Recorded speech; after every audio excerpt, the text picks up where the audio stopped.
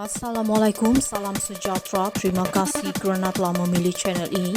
Jangan lupa tekan butang like, komen, subscribe dan share untuk Tun Mahathir, dakwa Kerajaan Perpaduan takut dengan orang Melayu. Kuala Lumpur, program proklamasi orang Melayu yang digerakkan jawatan kuasa proklamasi orang Melayu bukan agenda mana-mana parti politik. Sebaliknya, ia hanya untuk menyatukan orang Melayu yang semakin berpecah pada masa ini.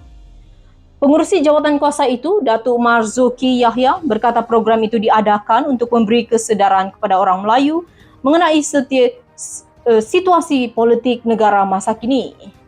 Kami tidak mewakili mana-mana politik, sebaliknya gerakan ini hanya mahu menyatukan orang Melayu yang kini semakin berpecah akibat politik negara, katanya pada sidang media jawatan kuasa proklamasi orang Melayu di sini hari ini.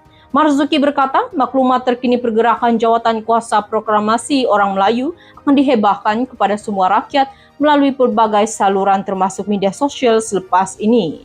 Ditanya peranan bekas Perdana Menteri Tun Dr. Muhammad dalam jawatan kuasa itu, beliau berkata Dr. Mahathir hanya penasihat kepada gerakan itu.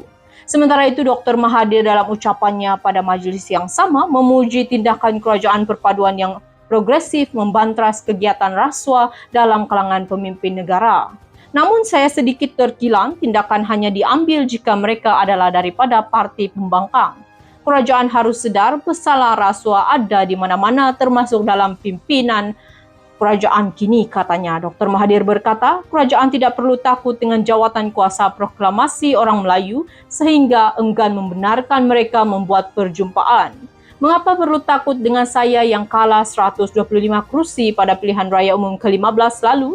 Bukan kalah sedikit, deposit pun hangus semua, katanya.